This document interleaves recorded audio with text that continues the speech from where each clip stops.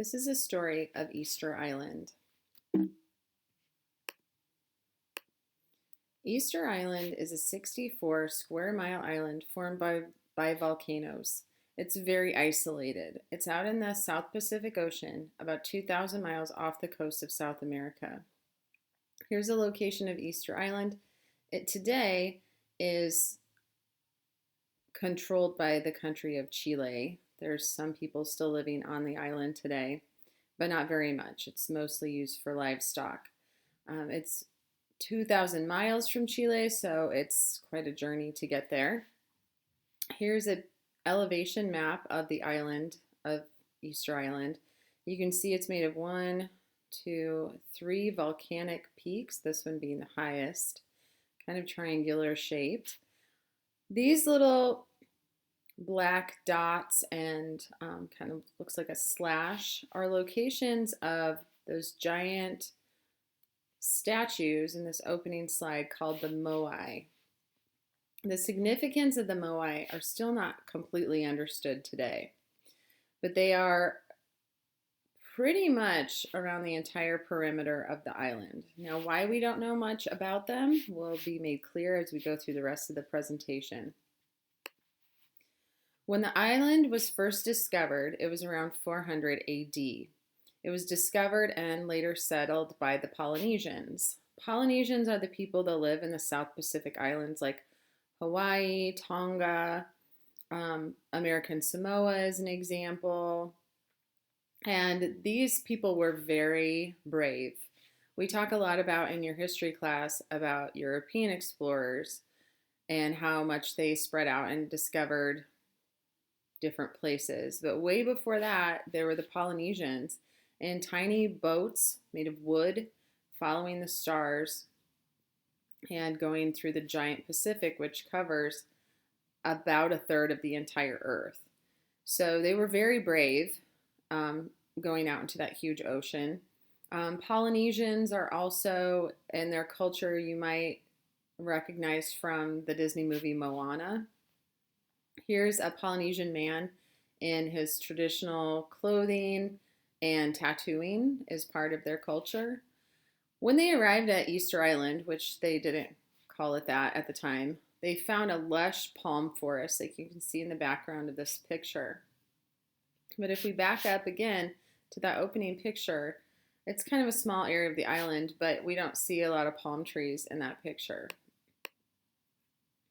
So what happened? When the island was settled, they found that the volcanic soil, which when it breaks down is very fertile, was very useful for growing crops. So the society, which was the Rapa Nui, which is actually what they called the island, progressed very quickly.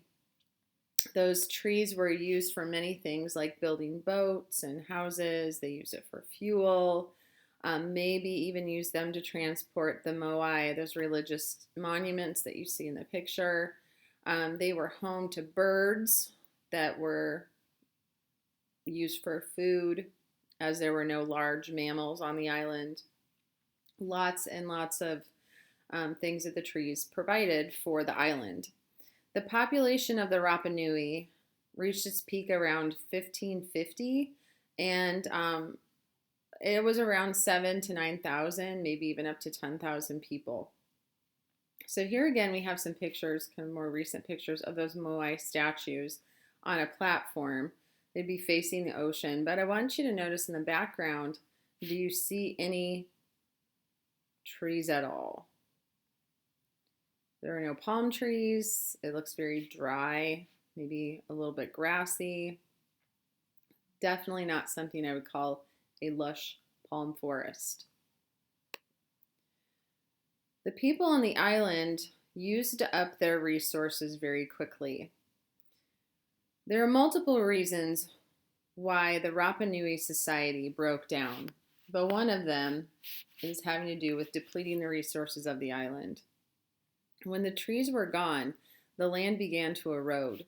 So plants hold on to the soil and break up the falling water from rain, which would happen quite a bit at this area of the earth, and protect it. but when the trees were gone, there was less protection, and so the rich topsoil washed away. What's left then is something called subsoil. And subsoil is not as good a quality, so between the less quality of the soil, a drought, the crops failed. Without the wood, they couldn't build houses, they couldn't build boats, and there was no wood for fuel. So if you ask yourself, what are you going to give up first? Maybe moving the statues or using it for those. Shelter, fishing, which there are actually no reefs around the island of Rapa Nui, so they had to go out further to find any kind of fish. Or staying warm and cooking food. You probably give up the statues if that was used for that. So that's one reason why that cultural significance of those statues is largely unknown, because that was probably one of the first things that was given up. Then probably you'd give up a boat. So that also means less food, and it definitely means no escape from the island, because you'd probably give up your boat before you would your house and your shelter.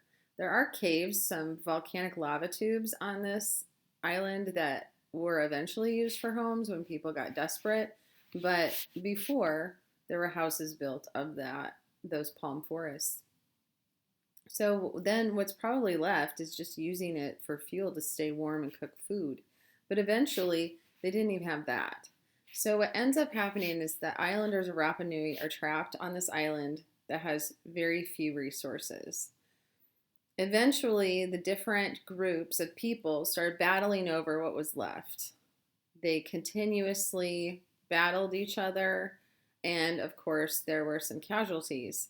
So there are some of the peoples of Rapa Nui that turned to cannibalism. Again, look in the background of this more modern picture.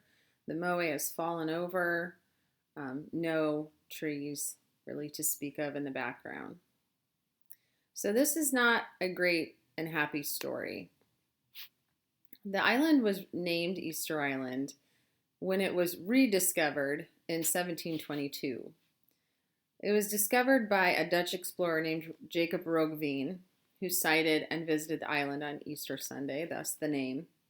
When he arrived, the population had dropped in the last little under 200 years from around 10,000 to about 1,000 to 750 people.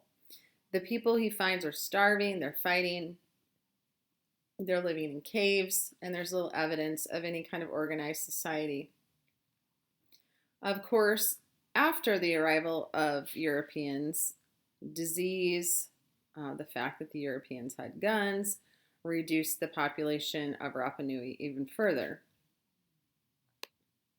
So again, not a happy story, but what can we learn from Easter Island? One, our natural resources can run out.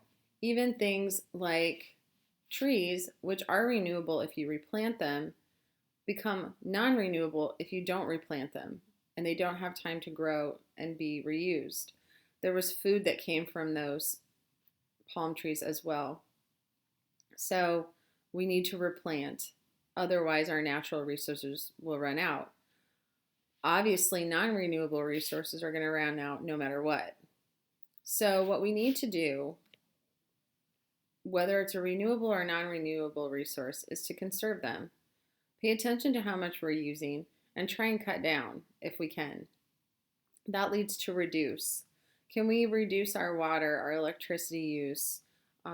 We have a very throwaway society where we use something and we throw it away. How can we reduce our uses? And then how do we reuse things? Maybe instead of buying things that are disposable or one use, buy things that we can reuse over and over, or find ways to reuse things. Make sure we're recycling. This has come a long way in the past 10 or 20 years. It still has a long way to go, but recycle when you can. Don't just throw it away because that feels easier. Restoring natural lands and forests, making sure that we keep renewable resources renewable. It's not something that will automatically happen. It's something that takes our time and thinking. So that, of course, leads to our last one, rethink. We need to rethink how we do things. We need to rethink transportation. We need to rethink energy.